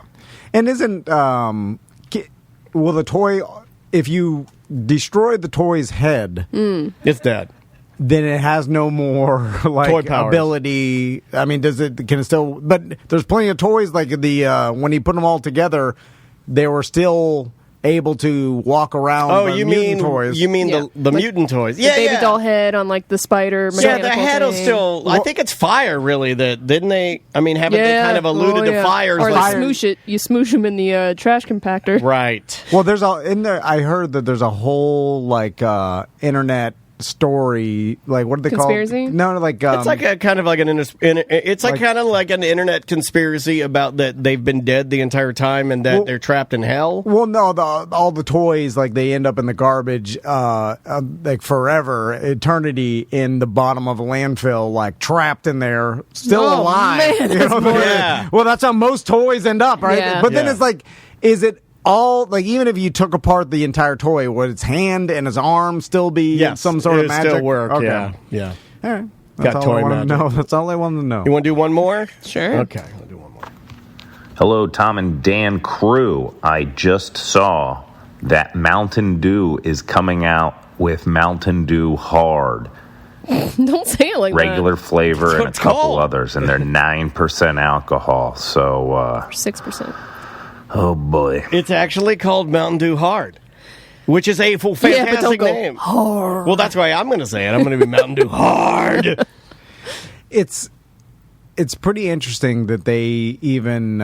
It's the first time I've ever heard of a soda company dabbling in any It's sort of very alcohol. Mountain Dew, though, right? It's very Mountain Dew because they always jump on like trends. You know, like gamers, they'll be like Mountain Dew, we're game fuel. But it has. I'm telling you, I found the sparkling ice waters. They have a seltzer. I only found it in St. Augustine at that Publix. I haven't found it you mean that anywhere else. Winn-Dixie? No, we went to the Publix. that and found Publix it. is good too. And I have not found it anywhere else, but it is goddamn delicious, and it has caffeine in it. St. Augustine is a test market for a lot of strange products. It's very odd. Has there ever been like Pepsi or Coke that ever partnered with any adult beverage? I can't remember any flavor of- Coca-Cola maybe has partnered with a Seagram's or a Bacardi at some point. I've never. I'm just guessing. I can't remember a time where I saw like some sort of Pepsi or Coke product flavor used in a corporate thing. You know, I obviously Okay, so Jack and Coke has been a thing, but like I've Right. never even heard of them partner. I'll give you a for instance that burned real hot before White Claw did. Do you guys remember what alcohol trend burned so hot? And then White Claw was the grunge that stomped out heavy metal music.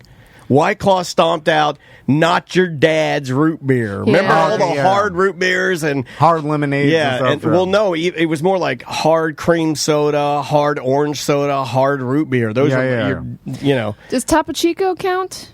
Yeah, they are a Coca-Cola product. So that kind of counts, Well, right? not now with seltzers. I'm saying pre-seltzers. Like that's You may be right, you know. but I would like to think that Coca-Cola, I mean, Jack and Coke, right? But that's what I'm thinking is like you would assume that they would have partnered back in the day to create a product that was like a Jack and Coke. Coca-Cola in 2018 launched its first alcoholic drink in history with a canned liquor product in Japan. Whoa, Japan? What was it called? The drinks giant will experiment with a canned beverage called Chuhi, made up of distilled No, that's what we Japanese had. drink. Chuhai. Yeah. Chuhi? Yes. Yeah, that's the drink we've had. We've had Chuhai. Yep. That's great. It's great. It'll mess you up. Remember that was that 9% Japanese soda we used to drink on the show? Oh, okay. We drank them in here. It tastes like a sun kiss. Yeah, but, that stuff's... I had to swear that off. So that was the first one. that Well, it's Coke, good. They did a nice did. job with it. It'll mess you up. Now that was in Japan with a a flavor that we're not even I'm saying like Traditional American company flavor. Yeah, that's maybe they were that was their test market, Right. and then it led into the Man, those were popularity of good. seltzers. I'm surprised those didn't take off here because they were good. Well, they did take off here in the form of Not Your Daddy's root beers and sodas, Oh, and right. I think it's Sounded the like same you said thing. Nacho Daddy, and we just No, had Meat yeah, Daddy yeah. on earlier. There used to be a Mexican restaurant here in town called Nacho Mama's, and it wasn't there very long, I Right. don't believe. I think it just with the popularity of the seltzers, all the sugar, people don't want the extra sugar, so you don't want the sugary root beer or orange soda with alcohol on top of that. You know, it's like people if you're gonna have the sugar and the alcohol, just do all the non-sugar flavoring. Yeah, but there is a sweet spot because, man, my favorite White Claw beverage is gone. I love the White Claw 70s. And I think they have been phased out. They just had less alcohol, though. Yeah, but that was what I wanted. You know, I wanted just a little alcohol so I could drink 1,000 White Claw 70s. Yeah. Eke it out through the day. You want to keep moving? Yeah. Let's try this one. Another hot topic. This is the new sit-stand debate. Hey Sam, Tom, Dan, Butler, it's Chris Strama here. I was just calling to reference back to, we were discussing hair gel, dry versus wet. And I said I was a dryman, but I tried it. It's not dry It's man. wet boy, dry boy. No, dry guy. Oh. It's dry guy or wet boy. Okay, sorry. Dry guy or wet boy, Christrema. You got it wrong. It's wet. And I said I was a dryman. But I tried it with the wet, and I styled it, like, just in a bun, so that when I took it down, it would be, like, wavy. And Samantha, it works. I liked it. So I think I'm wet and dry. Also, P.S., I'm getting ready to move, so all I'm doing is packing all day. Yeah. I'm pretty bored.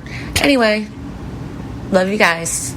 P.S. You're bored? That was your P.S.? By the way, P.S. I'm bored? Yeah, we don't need to know that. And you can't be both, Christrema. I love you, but you can't be both. You're You either can't dabble in both? No, But- you're either a dry guy or a wet boy. You can be neither. You can be neither. Like our next guest, Seth Petrozelli. No. No hair. Is he coming in?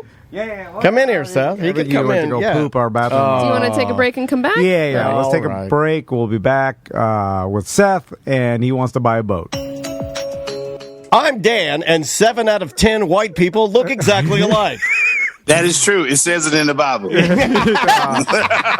On the line with us, David Jolly. How you doing, Jolly? What's up, man? I'm doing fantastic. I am doing marvelous, and life is great. Good, man. It's good to talk to you, man. Local comedian and TikTok sensation. Yeah. So I got 1,000 followers now. When I get to 10,000, I'm gonna change my phone number. I mean, 10,000 would be good. I mean, if you got 1,000, you're only like 500 less than us. I mean, we're not blowing it up on the TikToks. yeah. Y'all have some good ones though. Like when what's his name, Ron came in there and you jumped in his lap. Yeah, Tom, that Ron. was great. No, Ain't his yeah. name Ron? Yeah, it is. Yeah. Yeah. Yeah, that's great. I like y'all TikToks. They funny. So, Jolly, I got some business to talk with you. First, let's get some business out of the way. Where are you going to be at this weekend? Tell us about everything. Well, I got a room now. It's on Church Street. Oh man, that froze He didn't good. pay his phone Boy, bill. that froze good. Look at it. You can see that live on twitch.tv/Dominant Live. It froze good. This is like the point of the man. educational video where they freeze it and they go, and the drug dealer had a gun. His neighbor cut him off his Wi-Fi. Look at that. Look at the way it froze. Oh, yeah. This is, when they kick down the door in the back end. Yeah, this looks like body cam footage. I mean, look at it. Yeah. This is where they stop it and they warn you, like, what happens next? Get your It's kids out. jarring. Yeah. You may want to ask the children to leave the room. Is he coming back? I don't think so. That was it. Was that it? He's got a room Oh, on we got Church one Street. curse word. Oh, We can hear I you. should have paid my Wi-Fi bill. I knew it. I knew it. We got Robot Jolly now. Robot Jolly scammed twice many people. This is going bad. This is going real bad. Oh, there it is. We're back. We're back, baby. It's not going bad, David. It's actually going extremely well. I'm so relaxed. I might go get a beer. This is going so well. Jolly, can you hold it? Perfect. He just has his name on it. So he has a room on Church Street. He was calling in to promote his comedy show. Oh, what do you mean a room on Church Street? Like a comedy room? Yeah. Oh, okay. Yeah, he's. I think you meant... Oh. Nope. This is horrible. This is so embarrassing. No, it's fine. Not really. It's fine. I've been embarrassed by worse than this, but I mean, Don't be embarrassed of this, man. Don't be Yeah. embarrassed. It's at 1016 West Church Street, Unit B. Oh, it's called the Lab Orlando. That's pretty much what I got going on right now. And I'm just on the road every weekend, but definitely you guys should come to the lab. Anybody who's listening to this is going to be great.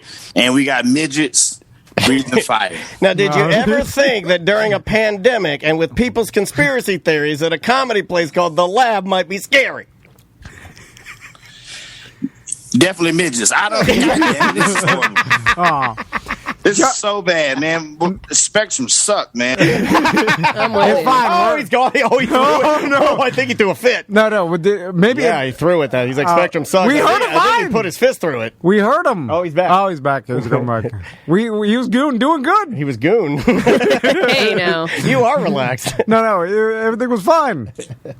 It just sounds like zoom, zoom. Oh my god!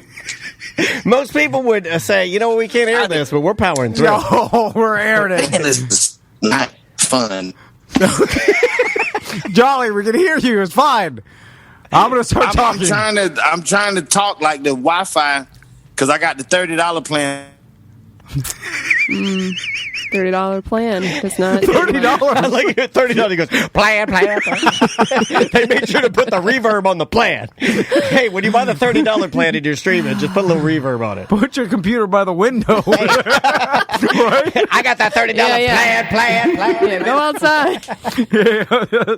Go buy your antenna. That's what everybody used to do, right? You take your phone, you stand next to it, you raise it up, lean down. Hold it up in the air. Open your mouth and put your laptop underneath your chin. Yeah. And it'll amplify. That's what I do when I'm Christmas shopping. I don't remember if I locked my car. I put it under my chin and I hit it as many times as I can. Oh, we really lost them this time, didn't we? Yeah, well, he's got a room on Church Street called The Lab. The Lab. All right. So look into that. Well, if we get him back, I'll tell you guys what I was going to tell All Jolly. great comedy pandemics start at the Lab. So, I was going to tell Jolly that we need some monies. Oh, there's it. There. Oh, Jolly. No. Can you hear us? Hey, I can hear you. I'm just going to go through the zap and make up whatever it is I think you said. So, Jolly, we need money because I'll explain. I was looking at golf carts during the lunch break. You were doing some dreaming, white guy dreaming. Yeah. And are golf carts as popular in the black community as they are in the Go Gators white community? That's a good question. You better believe it. How can you? They're universal. Trying to ask me what kind of scam. I mean business decision to get some golf carts. I know a couple. Okay. Now we're on to something. Okay, so I know a guy named Tuna Fish that sells golf carts. Now, it might be stolen. I don't know the serial number. I don't situation care. on golf I bought carts, so but I much can get stolen some stuff. golf Come to carts. get me. well, I think that there's a problem with that because we need to make it street legal. I'll tell you the plan, Jolly. So I'll reverse a little bit. So you got limited time with the Wi-Fi, man. Make it snappy. So Jolly, we got it. We lost we it. all right. You can hear it. He'll get the gist. So me and you, we can't just tell our wives like we want golf carts because I would seriously drive a golf cart. Well, every I day to have a work. golf cart, but okay, this is what I found out. Well, it's older. It's older, but this is what I found. Sam, I found this out 2 days ago. So my mom had that monster truck golf cart. You've driven Yes, it? Yeah. yes. Well, apparently when she took it to get it repaired, she had some work done on it. My father-in-law, Andrea's father, went and got it for us so it didn't have to sit up in the ocean anymore, and he brought it back. He was going to do some maintenance to it, pump up the tires and stuff like that. He took the wheels off and he looked, and they scammed her. They didn't put the right parts on there. They that's used a good. series of washers and some bad welds and really kind of scammed my mom. So that that sucks. one's probably not going to be the one we're going to be able to pump any money into. He's going to probably take that one as a pet project to tinker on because he's kind of screwed up. So Listen, when Mike and told, F the guy that scammed my mom. I hate you. Let's get him. I hate you. Yeah, and Was his name Tuna Fish? No, because it doesn't work like that. Those guys don't scam old ladies. No, they don't. They don't do that. You know, if you got stolen, you might have stolen property and stuff, but you're taking from the rich. You're not taking from the old lady that just wanted her golf cart fixed. So, anyway, when Mike told us about his golf cart, I started looking at that website, and you can you can customize it from literally I didn't even know they make different roofs, like novelty style too. Different color roofs. You could put the seats, everything, the wheels. It's all customizable, and you order it to your specification, and it's awesome. Now it's expensive. How expensive? Like $15,000. You can buy like a car for that. No. I mean, Used car, yeah. maybe, yeah. You could do a used car. Anyway, Me and Daniel want one. And we want our own. I want my own. you don't want to share. I don't want to share. I don't want to share with you. You get one, I get one. Yeah, because we could never share because I want to be like those fat twins in the Guinness Book of World Records. Me and Daniel could never share something because I treat my stuff so poorly, and Daniel treats us like it's the opposite. Jack Sprat could eat no fat, his wife could eat no lean. Like for sure, on my weekend of having the golf cart, you would find you'd mud on the up in the wheel wells. Used condom in the glove box. We got Jolly back. Can y'all hear me? Yeah, Can y'all hear me? Y'all can hear me? Yeah, we got you. So Jolly, okay. We want some golf carts, and because now we could probably we could take it out of our savings, our 401k, or whatever the hell. I don't even know. Profit sharing. But our wives, they tell us no. They'd be like, "This is ridiculous. You're not going to, this is a waste of money." I'm not spending right now. My wife has me on a spending hold. Yeah. I know Samantha's familiar. You should make it a business. Business expense? Okay. I like Samantha just finishes it. I speak Jolly. Thank you, Samantha. No, we lost him again. So this is going great. Make it a business expense and rent a midget to drive it. Okay. All right, thank you, Jolly. So speaking of that, we need to make enough money in the business so that we don't have to tell our wives and we just buy it with T&D media money. We've been wanting to do that. What happened to the apartment next door to us we were going to buy to bang and have parties? Party pack. Sometimes you just got to buckle down and say, I'm getting a golf cart. Sam, would you rat us out to our wives? You just got to sleep on the couch for 7 months sometime, Jolly is not like they have control over the monies we've lost. I mean, we're not. I don't even know my passcode. To get into my bank account. We are weak, and I apologize. I don't know why. To him. We apologize to you. Everybody else. We're probably the reason your internet is weak. We are as weak as your internet. Like if we were real men, we just go buy stuff what we wanted, and then our wife. What the hell? We have BDMs what are you like saying? That. We have some BDMs like that I'm envious of these guys. Did you just yell business? It don't mean y'all not real men. It just mean y'all like sex more than golf carts. That's all that is. You gotta, that's decision making when you're married. Yeah, but Daniel does, but I don't get that anyway. So even if I'm in trouble, that's just a lateral move for me. It was like withholding sex is not a. That's the norm. That's not a threat. That's going to move the needle for me. Golf cart's way better. I'm like, you're going to withhold sex? Great. Withhold my Air Jordans too. I'm never going to give you. What are you going to withhold? Yeah. Anyway, so Jolly, we need money fast because we're talking. We need a fast 15K. We need and so what are we talking? I got an idea. Got an idea. Let's start a GoFundMe and say your goldfish named Rachel drowned. Boom, there you go. All right. We can do that. Let's get a GoFundMe, man. That's what just GoFundMe. Have you for everything. ever used a GoFundMe? I just don't have the balls to do it because I'm pretty sure that the FBI are watching me. Yeah, do they? What do they do? Yeah. What do they do? How do they vet the GoFundMe? Whether they're I think if they find out that you're scamming, it's illegal, right? It's like actually a crime. It's not just I believe so. Yeah, like if GoFundMe found out that you didn't. You can make one for anything you want, and if it is if you say, "Hey, this is for our golf cart fund," and it's legitimate, anyone can donate. It doesn't matter. Not a bad idea. Let's do just that. don't lie about what it's for. People look down. Technically, it won't be illegal if you got the balls to drown a goldfish and name it Rachel. So no, hold on. Well, we got fish taken care of. Hold on. We can do what everybody else does. And I know there's at least somebody listening to this. I know there's multiple people listening to this right now that have done this. All we need to do is put up there some sob story about one of our dogs needing a surgery. Mm-hmm. Everybody does the dog surgery one. No. And then they put up the dog surgery one, and then I need money for this dog surgery, and then we need to go out and buy the golf cart because that's what people do. Because then we give to the dog surgery thing, and people go well, what the hell are you asking for the dog surgery thing when you were buying a brand new car? We know these people. They're out there. Yeah. And if we could just blend in with the dog surgery people, we'd be all right. But then they look down upon you, and everybody judges you. No, we'll blend in you're with the scammers. Well, I mean, you'll forget about that with the wind from that golf cart whipping in your hair. We need to either work our way. Remember the person that traded a toothpick and got a house or a paperclip for a house? Yeah. And there's ways to buy and sell things. That was 2006, I believe.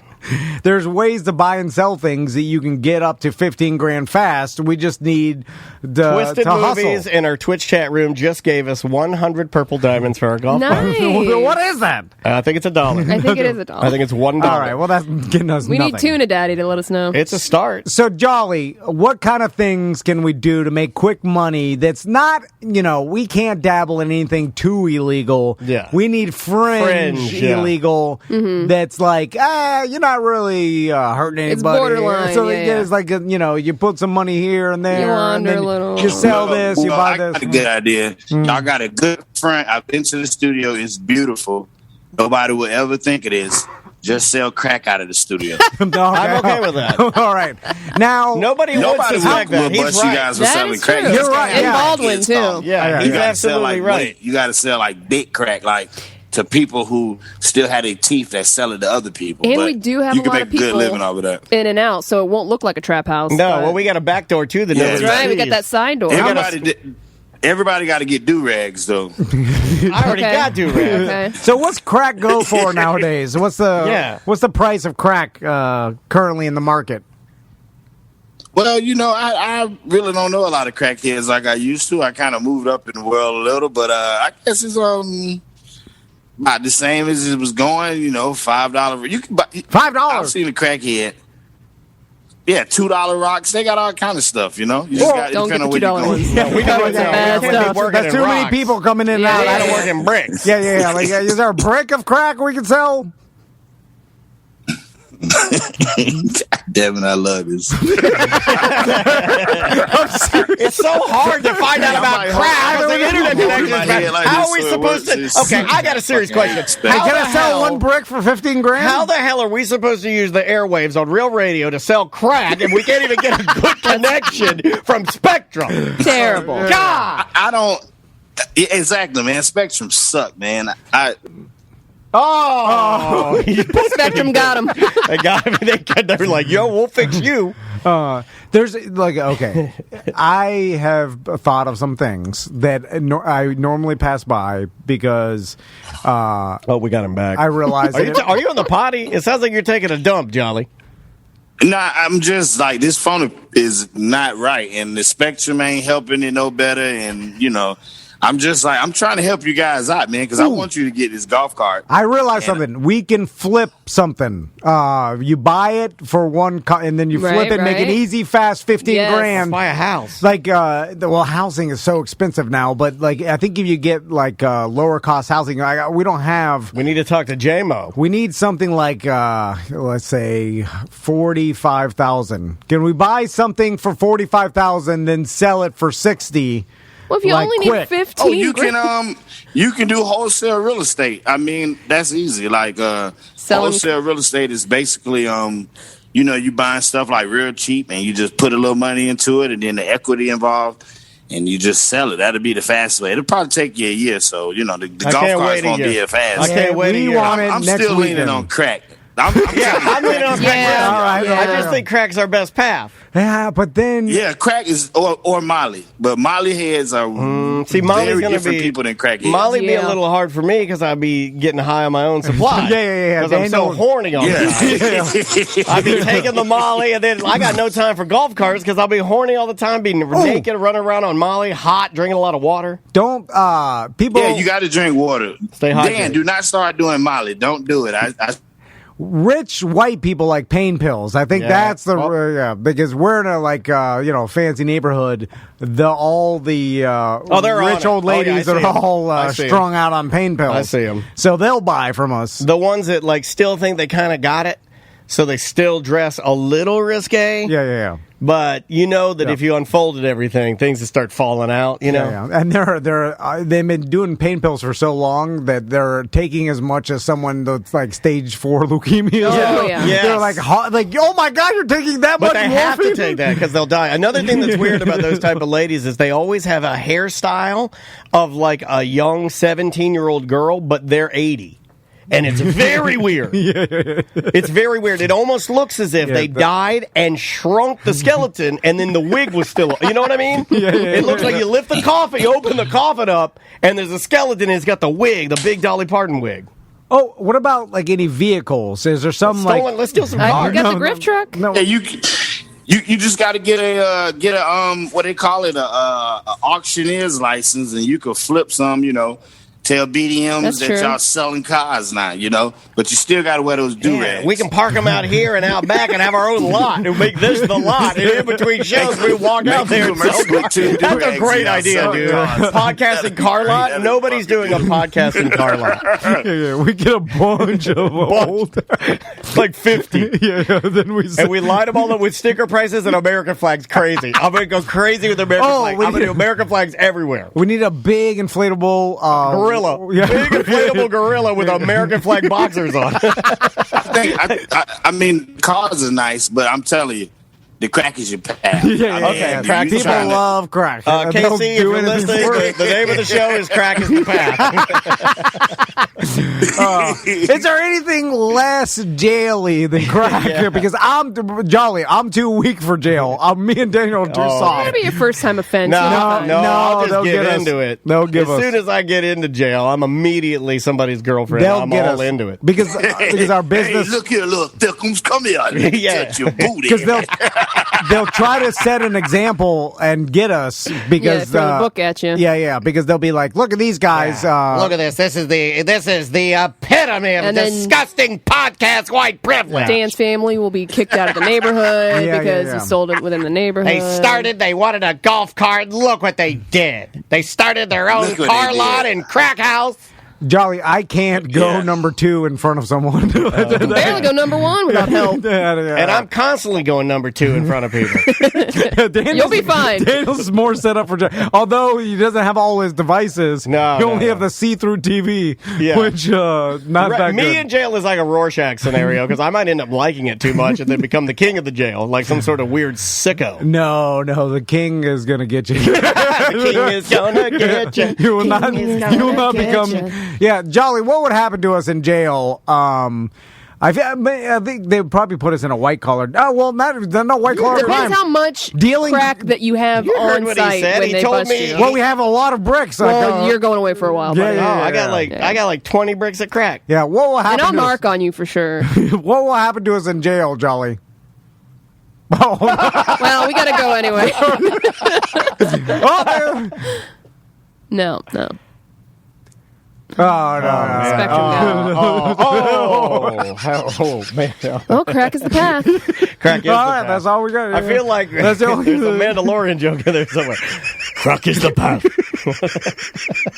Oh, he died. the way. Oh, they died. They killed him. Go see Jolly on Church Street in someplace Unit A. It's called The Lab. The Lab. The Lab. He's got a room. Where is that? He's doing comedy. Follow him on Facebook, and you can see all his events His coming up. TikToks are hilarious. Follow him on the TikTok. He's really funny. I hope it's the old like Mako's manager office or It's something. more in the Paramore area. Oh, Yeah. down. Oh, Yeah, down. yeah. I'm thinking of like near No. the railroad. No. It's down. Oh, Yeah, okay. it's down. Oh, keep going. Just keep going. I thought he said it was keep going. When you get scared, you're in the right place. Jesus, man. Bye bye.